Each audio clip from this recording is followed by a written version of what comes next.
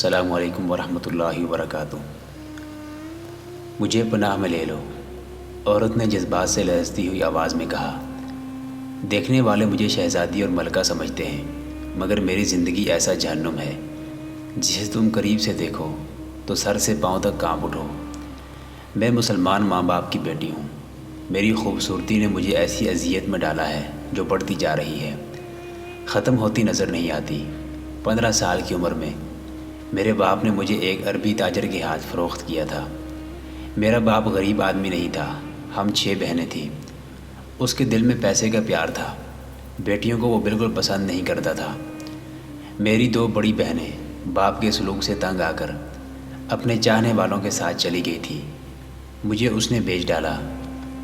1 سال بعد اس تاجر نے مجھے تحفے کے طور پر ایک صلیبی افسر کے حوالے کر دیا۔ تھوڑے عرصے بعد وہ لڑائی میں مارا گیا۔ میں بھاگ گئی، مگر جاتی کہاں؟ ایک عیسائی نے مجھے پناہ دی، مگر اس نے میرے جسم کو کمائی کا ذریعہ بنا لیا۔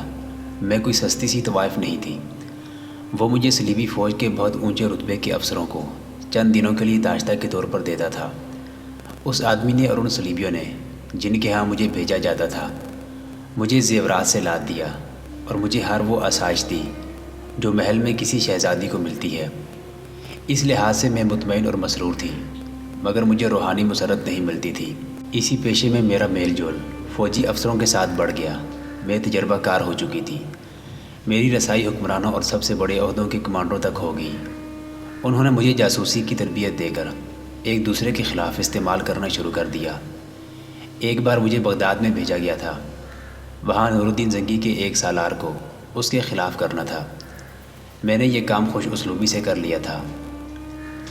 میں اگر اپنے جاسوسی کے کارنامے تمہیں سنانے لگوں تو تم حیران رہ جاؤ گے اور شاید یقین بھی نہ کرو۔ ایسے قصے بڑے لمبے ہیں۔ اسی دوران اس کمانڈر نے مجھے داشتہ رکھ لیا۔ یہ بوڑھا آدمی ہے، مجھے بہت عیش کراتا ہے، مجھے بڑے فخر سے اپنے ساتھ لیے پھرتا ہے۔ وہ شاید لوگوں کو یہ دھوکہ دینا چاہتا ہے کہ وہ بوڑھا نہیں اور وہ مجھ جیسی جوان عورت کو خوش و خرم رکھ سکتا ہے۔ یہ میری ہر فرمائش پوری کرتا ہے۔ میں اس کے ساتھ اقرا میں تھی۔ وہاں اتفاق سے ایک مسلمان جاسوس سے ملاقات ہو گئی۔ وہ دمشق سے آیا تھا۔ اس کا نام کیا تھا؟ چنگیز نے پوچھا۔ نام بتا دوں گی تو تمہارے کس کام آئے گا؟ عورت نے کہا۔ تم اسے جانتے تو نہیں؟ میری بات سنو۔ تمہاری محبت نے میری زبان کی زنجیریں توڑ دیں اور میرے دل کے دروازے کھول دیے ہیں۔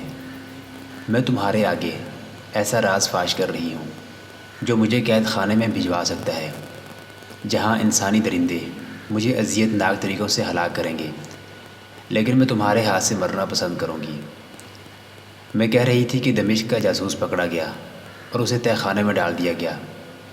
میں بہت بڑے افسر کی چہیتی داشتہ تھی۔ اس جاسوس کا تماشا دیکھنے تہہ خانے میں چلی گئی۔ اسے ایسی ظالمانہ اذیتیں دی جا رہی تھیں کہ مجھ پر غشی طاری ہونے لگی۔ اسے پوچھ رہے تھے کہ اس کے دوسرے ساتھی کہاں اور اس نے اب تک کون سا راز معلوم کر لیا ہے۔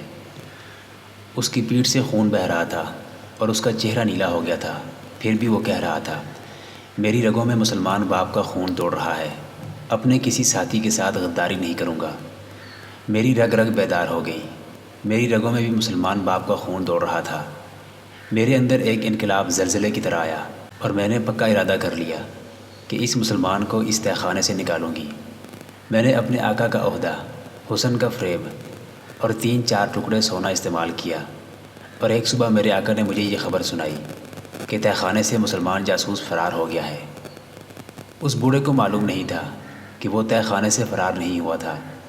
میں نے اسے وہاں سے نکلوا کر اوپر کے حصے میں منتقل کرا دیا تھا۔ جس وقت میرا آقا مجھے اس کے فرار کی خبر سنا رہا تھا، اس وقت مفرور جاسوس اسی شہر میں موجود تھا۔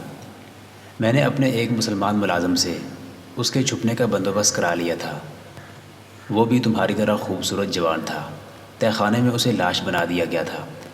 میں نے اسے طاقت کی دوائیں اور غذائیں دیں۔ میں رات کو چوری چھپے اس کے پاس جایا کرتی تھی۔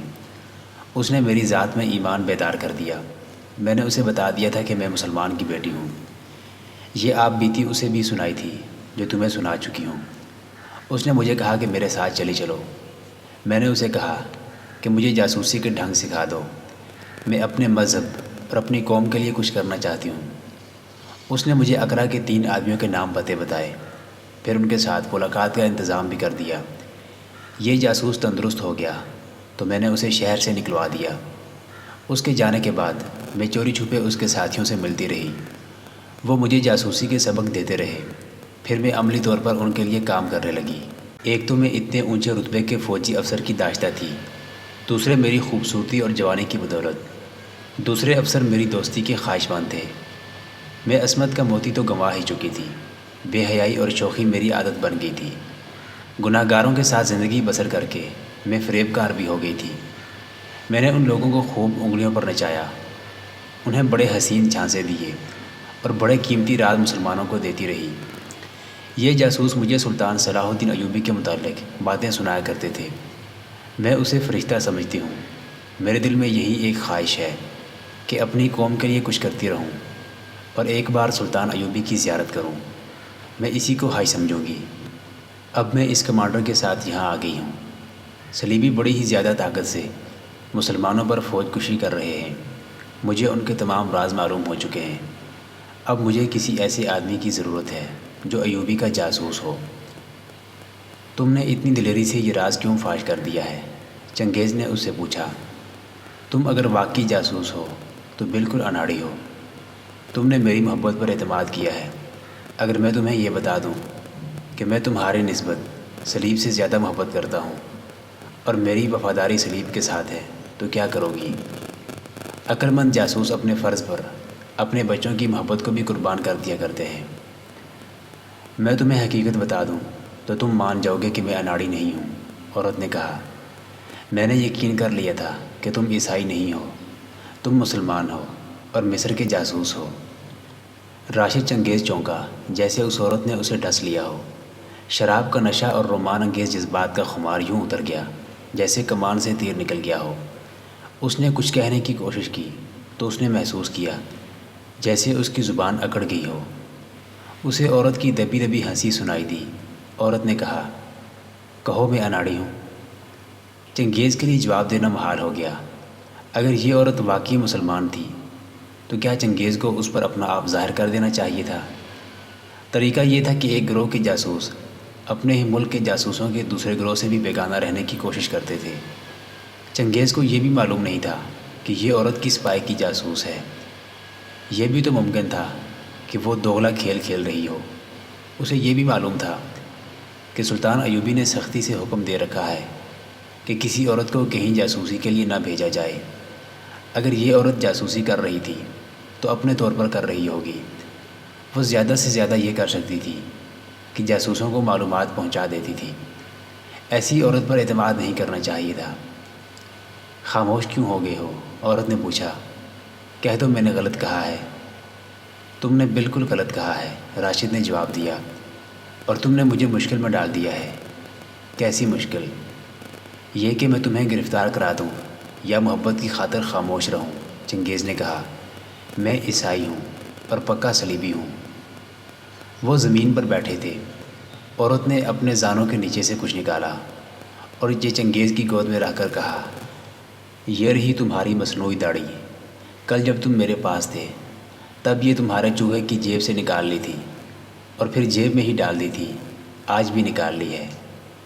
چنگیز اس کے حسن اور اس کی محبت اور شراب کے نشے میں ایسا گم ہو جاتا تھا کہ اسے ہوش نہیں رہتی تھی۔ میں نے ایک رات یہ داڑھی تمہارے چہرے پر دیکھی تھی، عورت نے کہا۔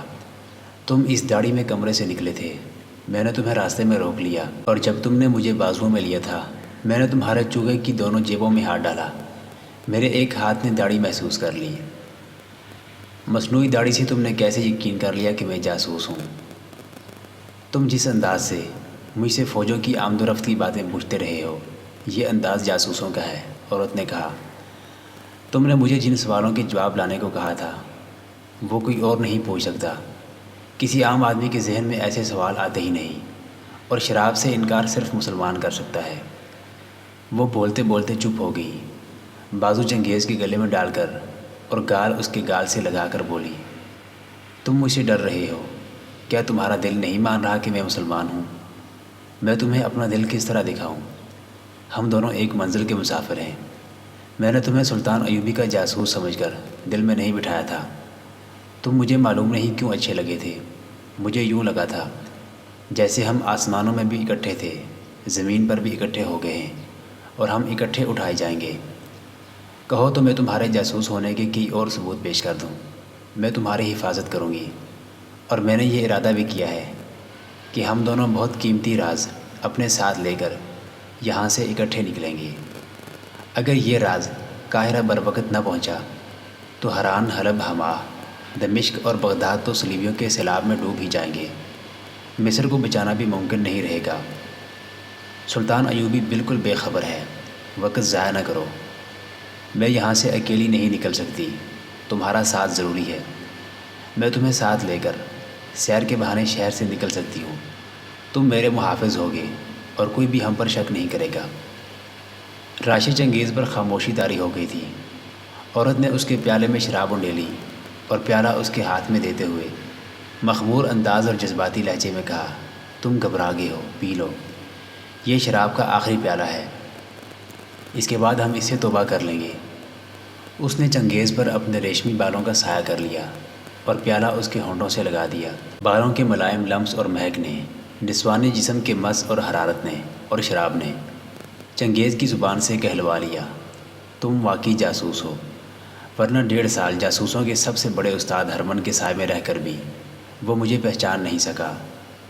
میں تمہاری ذہانت کا مرید ہو گیا ہوں۔ تم ٹھیک کہتی ہو کہ ہم ایک ہی منزل کے مسافر ہیں۔ تم میرے ساتھ قاہرہ چلو گی۔ بہت دیر ہو گئی ہے، عورت نے کہا، کل یہیں ملنا۔ میں تمہیں وہ باتیں بتاؤں گی جو تم کسی بھی طرح معلوم نہیں کر سکتے۔ رات کا آخری پہر تھا جب راشد چنگیز اپنے کمرے میں پہنچا۔ اس نے وکٹر کو کبھی جگایا نہیں تھا۔ صبح اسے رات کی رویداد سنایا کرتا تھا، لیکن اس رات اس پر ہیجانی کیفیت طاری تھی۔ وہ بہت ہی خوش تھا۔ جو عورت اسے دل دے بیٹھی تھی وہ مسلمان تھی اور تجربہ کار جاسوس بھی۔ یہ خوشی کیا کم تھی کہ وہ بہت ہی خوبصورت عورت کے ساتھ تریپولی سے نکل رہا تھا۔ اس نے اسی وقت وکٹر کے کمرے میں جا کر اسے جگایا اور بتایا کہ یہ عورت تو اپنی جاسوس ہے۔ اس نے وکٹر کو اس عورت کی ساری کہانی سنا دی۔ تم نے اسے بتا دیا ہے کہ تم جاسوس ہو؟ وکٹر نے پوچھا۔ ہاں، چنگیز نے جواب دیا، مجھے بتا ہی دینا چاہیے تھا۔ میرے متعلق بھی بتا دیا ہے؟ نہیں، چنگیز نے جواب دیا، تمہارے متعلق کوئی بات نہیں ہوئی۔ وکٹر کو خاموش دیکھ کر اس نے کہا، تم سمجھ رہے ہو کہ میں نے غلطی کی ہے؟ میں اناڑی تو نہیں وکٹر۔ تم نے یہ بھی اچھا کیا ہے کہ میرا ذکر نہیں کیا، وکٹر نے کہا، اور تم یہ دعویٰ بھی نہ کرو کہ تم اناڑی نہیں ہو۔ کیا میں نے غلطی کی ہے؟ چنگیز نے پوچھا۔ ہو سکتا ہے تم نے بہت اچھا کیا ہو، وکٹر نے کہا۔ اگر یہ غلطی ہے تو یہ کوئی معمولی سی غلطی نہیں۔ تم شاید یہ بھول گئے تھے کہ صرف ایک جاسوس اپنی فوج کی فتح کا باعث بن سکتا ہے، اور شکست کا بھی۔ تم جانتے ہو کہ سلطان ایوبی صلیبیوں کی ان تیاریوں سے بے خبر ہے۔ اگر ہم پکڑے گئے اور یہ راز ہمارے ساتھ قید خانے میں چلا گیا یا جلاد کی نظر ہو گیا تو سلطان ایوبی، جو آج تک ہر میدان کا فاتح کہلاتا آیا ہے، تاریخ میں شکست خوردہ کے خطاب سے بھی یاد کیا جائے گا۔ نہیں، چنگیز نے وثوق اور خود اعتمادی سے کہا، وہ مجھے دھوکہ نہیں دے گی، وہ مسلمان ہے۔ میں رات کو اسے ملنے جاؤں گا۔ وہ پورا راز اپنے ساتھ لا رہی ہے۔ اب ہمیں اپنے امام کے پاس جانے کی ضرورت نہیں۔ میں یہ راز خود قاہرہ لے جاؤں گا۔ میرے دل کی شہزادی میرے ساتھ ہوگی۔ ہاں، مجھے خیال آتا ہے کہ میری غیر حاضری سے یہاں کسی کو یہ شک نہ ہو کہ میں کوئی فوجی راز لے کر بھاگا ہوں۔ یہ عورت بھی میرے ساتھ لاپتہ ہوگی۔ تم یہ مشہور کر دینا کہ تم نے مجھے اور اسے چوری چھپے ملتے دیکھا ہے، اور میں اس عورت کو بھگا کر یروشلم کی سمت نکل گیا ہوں۔ وکٹر گہری سوچ میں کھو گیا اور راشد چنگیز نشے میں جھومتا رہا۔ جس وقت چنگیز وکٹر کے کمرے میں داخل ہوا تھا، اس وقت تھوڑی ہی دور افسروں کے رہائشی کمروں میں سے ایک میں یہ عورت داخل ہوئی جو چنگیز پر مر مٹی تھی۔ کمرے میں رہنے والا سویا ہوا تھا۔ اس عورت نے بے تکلفی سے اس کا ایک ٹخنا پکڑا اور زور سے جھٹکا دیا۔ وہ آدمی ہڑبڑا کر اٹھا۔ عورت نے ہنس کر کہا، اٹھو، اٹھو، شکار مار لیا ہے۔ اس آدمی نے قندیل جلائی اور اس عورت کو اپنے بازوؤں میں لے کر بستر پر گرا لیا۔ کچھ دیر بے حیائی کے ننگے مظاہرے ہوئے، پھر اس سراہی میں جس میں یہ عورت چنگیز کے لیے شراب لے گئی تھی، جو شراب بچی تھی وہ اس آدمی نے پیالوں میں انڈے لی۔ دونوں نے پیالے خالی کیے۔ اب کہو کیا خبر لائی ہو؟ وہ جاسوس ہے، عورت نے کہا، اور مسلمان ہے۔ ہرمن کا شک صحیح ثابت ہوا ہے۔ بالکل صحیح، عورت نے کہا، شراب کا اور میرا جادو کام کر گیا ہے، ورنہ ہرمن جیسا ماہر سراغ رساں بھی اسے نہ پکڑ سکتا۔ اگر اس کی مصنوعی داڑھی میرے ہاتھ نہ آ جاتی تو شاید میں بھی ناکام رہتی۔ مجھے شک تو وہیں سے ہو گیا تھا جب اس نے پہلے روز شراب پینے سے انکار کر دیا تھا۔ میں جان گئی کہ یہ مسلمان ہے۔ میں نے اسے کہا کہ میں پاک محبت کے لیے ترس رہی ہوں، تو اس نے مجھے پاک محبت دی۔ ورنہ ہمارے لوگ عورت کو دیکھتے ہیں تو سب سے پہلے اس کے کپڑے اتارتے ہیں۔ محبت پاک ہو یا ناپاک، عورت کا جسم پہاڑوں کو ریزہ ریزہ کر دیتا ہے۔ اس آدمی نے کہا، یہ کمزوری ہر انسان میں موجود ہے۔ میں نے تمہیں بتایا تھا کہ تمہارا حسن اس آدمی کو بے نقاب کر دے گا۔ عورت مجسم طور پر پاس ہو یا عورت کا صرف تصور ہو، انسان اپنے آپ میں نہیں رہتا۔ یہ آدمی صلیبیوں کی انٹیلیجنس کا افسر تھا اور ہرمن کا نائب۔ ہرمن کو کسی طرح شک ہو گیا تھا کہ راشد چنگیز جاسوس ہے۔ ایک تو وہ تجربہ کار تھا، دوسرے اسے حکم ملا تھا کہ جس پر ذرا سا بھی شک ہو کہ جاسوس ہے اسے پکڑ لو۔ چنانچہ اس نے بڑے سخت انتظامات کر دیے تھے۔ راشد چنگیز کو شاید انہوں نے رات کو مسجد میں جاتے دیکھ لیا تھا۔ ہرمن نے اپنے نائب سے کہا کہ چنگیز کو کسی عورت کے جال میں لا کر دیکھو کہ یہ آدمی صاف ہے یا مشتبہ۔ اس محکمے کے پاس اس مقصد کے لیے ایک سے ایک کایاں عورت موجود تھی۔ اس عورت کو منتخب کیا گیا اور اسے چنگیز کے پیچھے ڈال دیا گیا۔ یہ عورت اپنے فن کی ماہر تھی۔ اس نے یہ ڈرامہ کھیلا جو سنایا گیا ہے۔ چنگیز نے کبھی بھی نہ سوچا کہ ہر رات وہ کمرے سے نکل کر امام کے پاس جا رہا ہوتا ہے تو یہ عورت راستے میں مل جاتی ہے۔ یہ آتی کہاں سے ہے اور اسے کس طرح پتہ چل جاتا ہے کہ چنگیز جا رہا ہے؟ وہ سائے کی طرح اس کے ساتھ لگی ہوئی تھی۔ میں نے اسے اپنی دردناک کہانی جو تم نے بتائی تھی سنائی تو وہ جذباتی ہو گیا۔ عورت نے ہرمن کے نائب کو کہا۔ وہ فوراً قائل ہو گیا کہ میں مسلمان ہوں اور میں واقعی صلاح الدین ایوبی کے لیے جاسوسی کر رہی ہوں۔ مسلمان جذباتی قوم ہے، ہرمن کے نائب نے کہا، بلکہ یہ عجیب و غریب قوم ہے۔ مسلمان مذہب کے نام پر ایسی ایسی قربانیاں دے گزرتے ہیں جو کوئی اور قوم نہیں دے سکتی۔ میدان جنگ میں ایک مسلمان 10 سے لے کر 15 صلیبی سپاہیوں کا مقابلہ کر سکتا ہے اور کرتا ہے۔ اسے وہ ایمان کی قوت کہتے ہیں۔ میں اعتراف کرتا ہوں کہ میں مسلمانوں کی اس روحانی قوت کا قائل ہو گیا ہوں۔ 8 یا 10 چھاپہ ماروں کا ہمارے عقب میں چلے جانا، شب خون مارنا، ہماری رسد کو نظر آتش کر کے غائب ہو جانا، گھیرے سے نکل جانا، نہ نکل سکیں تو اپنی لگائی ہوئی آگ میں زندہ جل جانا کوئی معمولی بہادری نہیں۔ اسے مافوق الفطرت کہا جا سکتا ہے۔ میں تو اسے معجزہ کہا کرتا ہوں۔ مسلمانوں کی اس قوت کو کمزور کرنے کے لیے ہمارے ان دانشوروں نے جو انسانی فطرت کی کمزور رگوں کو سمجھتے ہیں ایسے طریقے وضع کیے ہیں جن سے مسلمانوں کے مذہبی جنون کو ان کی کمزوری بنا دیا گیا ہے۔ یہودیوں نے اس سلسلے میں بہت کام کیا ہے۔ ہم نے یہ کامیابی چند ایک یہودیوں اور عیسائیوں کو مسلمانوں کے عالموں اور اماموں کے بحروپ میں بھیج کر حاصل کی ہے۔ مسلمان علاقوں کی کئی مسجدوں کے امام اصل میں یہودی اور عیسائی ہیں۔ انہوں نے قرآن اور حدیث کی ایسی تفسیریں مقبول عام کر دی ہیں جن میں مسلمان غلط عقائد کے پیروکار ہوتے جا رہے ہیں۔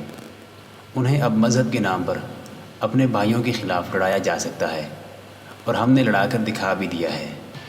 ہم نے مسلمانوں میں جنسی جنون بھی پیدا کر دیا ہے۔ اب جس مسلمان کے ہاں دولت اور اقتدار آتا ہے وہ سب سے پہلے حرم بناتا اور اسے حسین اور جوان لڑکیوں سے بھرتا ہے۔ یہ زن پرستی نیچے تک چلی گئی ہے۔ ہم نے کئی طریقوں سے مسلمانوں کے بیٹوں میں تصور پرستی اور ذہنی عیاشی کا رجحان پیدا کر دیا ہے۔ اس کے علاوہ مسلمان جذباتی ہیں۔ تم نے دیکھ لیا ہے کہ اس مسلمان جاسوس کے جذبات کو تم نے چھیڑا تو وہ تمہارے جال میں پھنس گیا۔ جذباتیت بہت بڑی کمزوری ہے۔ ہرمن کہا کرتا ہے کہ مستقبل قریب میں یہ قوم تصوروں کی غلام ہو جائے گی اور حقیقت سے دور ہٹ جائے گی۔ پھر ہمیں جنگ و جدل کی ضرورت نہیں پڑے گی۔ مسلمان ذہنی طور پر ہمارے غلام ہو جائیں گے۔ وہ اپنی روایات کو ترک کر کے ہمارے تہذیب و تمدن کو اپنانے میں فخر محسوس کریں گے۔ مجھے نیند آ رہی ہے، عورت نے اکتا کر کہا۔ میں نے تمہیں ایک شکار دے دیا ہے، ابھی اسے گرفتار کر لو۔ نہیں، انٹیلیجنس کے اس نائب نے کہا، ابھی تمہارا کام ختم نہیں ہوا۔ اگر اسے گرفتار کرنا ہوتا تو اس کے ساتھ یہ ناٹک کھیلنے کی کیا ضرورت تھی؟ تمہیں اتنی زحمت نہ دی جاتی۔ ہم تو کسی کو بھی محض شک میں گرفتار کر سکتے ہیں، مگر اسے ابھی گرفتار نہیں کریں گے۔ اس سے ان کے ان تمام ساتھیوں کا سراغ لینا ہے جو تریپولی میں جاسوسی کر رہے ہیں۔ ان میں تباہ کار چھاپہ مار بھی ہوں گے۔ ہو سکتا ہے اس سے دوسرے شہروں کے جاسوسوں کی بھی نشاندہی کرائی جا سکے۔ تم اسے پھر مل رہی ہو، اسے کہنا کہ تم نے تمام تر راز معلوم کر لیا ہے۔ اب چند ایک دوسرے جاسوسوں کی بھی ضرورت ہے۔ اسے یہ بھی کہنا کہ ایک جگہ صلیبیوں نے بے انداز آتش گیر مادہ اور قیمتی سامان جمع کر رکھا ہے جو حملے میں ساتھ جائے گا۔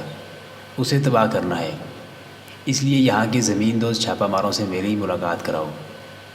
میں سمجھ گئی ہوں، عورت نے کہا، لیکن یہ بھی امکان ہے کہ وہ اپنے ساتھیوں سے پردہ نہ اٹھائے۔ ہرمن کے نائب نے عورت کے بالوں پر اور یہاں کندھوں پر اور اس کے سینے پر ہاتھ پھیر کر کہا، کیا تمہارے یہ ہتھیار بیکار ہو گئے ہیں؟ اس نے اپنا چہرہ بے نقاب کر دیا ہے۔ اس نے قلعے کا دروازہ کھول دیا ہے۔ تمہیں اب اندر جا کر کونے خدرے کی تلاشی لینی ہے۔ تم یہ کام بھی کر سکو گی۔ میں صبح ہرمن کو تفصیل سے بتا دوں گا کہ تم نے یہ کارنامہ کر دکھایا ہے۔ شام کے کھانے پر جب چنگیز اور وکٹر اپنی ڈیوٹی سر انجام دے رہے تھے، ہرمن آ گیا۔ اس نے چنگیز کے ساتھ دوستانہ انداز سے ہاتھ ملایا اور کہا، تمہیں معلوم ہے کہ ہماری افواج تاریخ کی سب سے بڑی مہم پر جا رہی ہے۔ ہم تمہیں بھی ساتھ لے جا رہے ہیں، بہت دور کی سیر کرائیں گے۔ وکٹر بھی ساتھ ہوگا، چونکہ 2-3 بادشاہ ساتھ ہوں گے، اس لیے تم دونوں کا ساتھ جانا ضروری ہے۔ میں ضرور چلوں گا، چنگیز نے کہا۔ ہرمن کو رپورٹ مل چکی تھی کہ راشد چنگیز جاسوس ہے، اور آج رات اس کے محکمے کی ایک جوان سال اور دل نشیں عورت نے، جس نے اسے بے نقاب کیا ہے، اس سے اس کے گروہ کے دیگر افراد کے نام اور پتے بھی حاصل کر لے گی۔ ہرمن نے اس عورت کو نئی ہدایات دی تھی اور نائب سے کہا تھا کہ چنگیز کے گروہ کا انکشاف ہونے تک یہ عورت اسے اکیلے ملتی رہے اور اتنی ہوشیار رہے کہ چنگیز کو شک نہ ہو۔ چنگیز کا دھیان اپنے کام میں تھا ہی نہیں، وہ لمحے گن گن کر گزار رہا تھا۔ اتنی بڑی کامیابی اس نے کبھی بھی حاصل نہیں کی تھی کہ اتنا عظیم راز اسے ملا ہو اور اتنی حسین لڑکی اس پر مر مٹی ہو۔ اس رات کو تریپولی میں وہ آخری رات سمجھ رہا تھا۔ مکمل راز لے کر اس عورت کے ساتھ اسے اگلے روز تریپولی سے نکل جانا تھا۔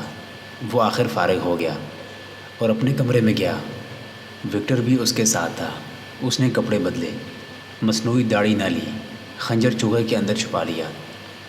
میں تمہیں آخری بار کہہ رہا ہوں کہ اس عورت اور شراب کے نشے سے آزاد ہو کر اور دماغ کو حاضر رکھ کر بات کرنا، وکٹر نے اسے کہا۔ مجھے خطرہ محسوس ہو رہا ہے کہ تم اس عورت کو پوری چھان بین کیے بغیر اسے اپنے سارے راز دے دو گے۔ سنو وکٹر، چنگیز نے عجیب سے لہجے میں کہا، میں اس عورت کے خلاف کوئی بات نہیں سنوں گا۔ میں نے اس کے ساتھ بڑی لمبی ملاقاتیں کی ہیں، اس کی پوری کہانی سنی ہے۔ تم اسے نہیں سمجھ سکتے، میں بہتر سمجھتا ہوں۔ مجھے پاگل نہ سمجھو، یہ میری پہلی اور آخری محبت ہے۔ وکٹر چپ رہا۔ اس نے چنگیز کے لہجے سے جان لیا تھا کہ وہ اپنے آپ میں نہیں۔ اسے یہ احساس تو تھا کہ چنگیز کی شکل و صورت اور قد بت میں اتنی کشش ہے کہ اس عورت سے کہیں زیادہ خوبصورت اونچے طبقے کی عورتیں بھی اسے نظر بھر کر دیکھتی ہیں، لیکن اس عورت کے متعلق اسے وہم سا ہو چلا تھا کہ چنگیز کو دھوکہ دے رہی ہے، اور اگر وہ دھوکہ نہیں دے رہی تو چنگیز اسے اپنی اصلیت بتا کر اپنے آپ کو خطرے میں ڈال رہا ہے۔ اگر یہ عورت مسلمان جاسوس ہی ہے تو اس پر بھروسہ نہیں کیا جا سکتا، کیونکہ اسے سرکاری طور پر نہیں بھیجا گیا تھا۔ وکٹر کو اطمینان محسوس نہیں ہو رہا تھا۔ چنگیز چلا گیا۔ وکٹر گہری سوچ میں کھو گیا۔ چنگیز کے جانے کے بعد وہ سو جایا کرتا تھا، مگر اس رات اسے نیند نہیں آ رہی تھی۔ اپنے کمرے میں جا کر وہ لیٹنے کی بجائے بے چینی سے ٹہلنے لگا۔ عورت اسی جگہ چنگیز کے انتظار میں کھڑی تھی۔ اس کے قریب زمین پر شراب کی سراہی اور 2 پیالے پڑے تھے۔ اندھیرے میں چنگیز کو سائے کی طرح آتا دیکھ کر وہ دوڑ پڑی اور اس کے ساتھ لپٹ گئی۔ جیسے بچہ ماں کے ساتھ لپٹ جاتا ہے، اس نے ایسے والہانہ پن اور خود سپردگی کا مظاہرہ کیا جس نے چنگیز کی عقل پر خمار طاری کر دیا اور اس کے جذبات بیدار ہو گئے۔ اس کایا عورت نے اپنے حسن و جوانی کے وہ سارے ہتھیار استعمال کیے جن پر ہرمن کے نائب نے ہاتھ پھیر کر کہا تھا کہ تمہارے یہ ہتھیار بیکار تو نہیں ہوگے، تم مجھے دھوکہ تو نہیں دے رہے؟ اس نے چنگیز سے رندی ہوئی آواز میں پوچھا۔ تمہاری محبت نے مجھے ایسا بے بس اور مجبور کر دیا ہے کہ میں نے اپنا اتنا نازک راز تمہیں دے دیا ہے۔ عورت اس کی کمر کے گرد ایک بازو لپیٹے اسے وہاں لے گئی جہاں سراہی اور پیالے رکھے تھے، اسے وہاں بٹھایا اور پیالوں میں شراب ڈال کر بولی، فتح کی خوشی میں ایک جام۔ چنگیز اس قدر مسرور تھا کہ اس نے فوراً پیالہ لے لیا اور پی گیا۔ عورت نے اس کے پیالے میں اور شراب ڈال دی، چنگیز نے وہ بھی پی لی۔ ان سے 8-10 قدم دور ایک درخت تھا، کوئی پیچھے سے رینگتا ہوا آیا اور اس درخت کے تنے کی اوٹ میں بیٹھ گیا۔ رات خاموش تھی۔ درخت کی اوٹ میں بیٹھے ہوئے آدمی کو چنگیز اور عورت کی سرگوشیاں بھی سنائی دے رہی تھی، مگر وہ سرگوشیوں میں نہیں، ذرا اونچی آواز میں باتیں کر رہے تھے۔ اب بتاؤ کیا خبر لائی ہو؟ چنگیز نے عورت سے پوچھا۔ ایسی خبر لائی ہوں جو سلطان ایوبی نے کبھی خواب میں نہیں سنی ہوگی، عورت نے کہا۔ میں صلیبیوں کی موت کا پروانہ لائی ہوں۔ اس نے چنگیز کو صلیبیوں کا پلان اور پیش قدمی کا راستہ بتا دیا اور یہ بھی بتایا کہ وہ کہاں حملہ کریں گے۔ اس نے صلیبی فوج کی رسد کا راستہ بھی بتایا اور یہ بھی کہ کوچ کب ہوگا۔ ہمیں یہاں سے جلدی نکل جانا چاہیے، چنگیز نے کہا۔ کل رات نکل چلیں؟ نہیں، عورت نے کہا۔ ہمیں جس راز کی ضرورت تھی وہ مل گیا ہے، لیکن میرے دل میں انتقام کی جو آگ بھڑک رہی ہے، میں اسے سرد کر کے جاؤں گی۔ صلیبیوں نے اپنی فوج کے لیے بے انداز رسد جمع کر لی ہے، خیموں اور ہتھیاروں کا کوئی حساب نہیں، آتش گیر سیال کے مٹکے بھی ہیں، اناج کے انبار ہیں، یہ ذخیرہ دور دور تک پھیلا ہوا ہے، اسے تباہ کرنا کوئی مشکل نہیں۔ پہرے کا اتنا ہی انتظام ہے کہ 7-8 سپاہی رات کو گشت کرتے ہیں۔ مجھے معلوم ہے کہ صلیبیوں نے یہ ذخیرہ 3-4 مہینوں میں جمع کیا ہے۔ اگر ہم نے اسے نظر آتش کر دیا تو ان کا حملہ 3-4 مہینوں کے لیے رک جائے گا۔ اس عرصے میں سلطان صلاح الدین ایوبی اپنی تیاریاں مکمل کر لے گا۔ تم ہرمن کو جانتے ہو، میں نے اس کے دل سے بھی راز نکال لیے ہیں۔ اس نے بتایا ہے کہ سلطان ایوبی نئی بھرتی کر رہا ہے اور اس کی پہلی فوج اپنے ہی بھائیوں کے خلاف لڑ کر اتنا جانی نقصان اٹھا چکی ہے کہ لڑنے کے قابل نہیں رہی۔ یہ بدبخت صلیبی سلطان ایوبی کی اس کمزوری سے فائدہ اٹھانا چاہتے ہیں۔ اس وقت ضرورت یہ ہے کہ صلیبیوں کا کوچ التوا میں ڈالا جائے۔ اس کا واحد ذریعہ یہ ہے کہ ان کی رسد جلا دی جائے۔ ان کے جو ہزاروں گھوڑے ہیں انہیں ہلاک کرنے کا انتظام بھی ہو سکتا ہے۔ رسد کو آگ کون لگائے گا؟ چنگیز نے پوچھا۔ یہ تمہیں معلوم ہوگا کہ یہاں تمہارے کتنے آدمی موجود ہیں، عورت نے کہا۔ ان میں چھاپہ مار بھی ہوں گے، یہ کام ان کے سپرد کیا جائے۔ یہاں تمہارے کتنے چھاپہ مار موجود ہیں؟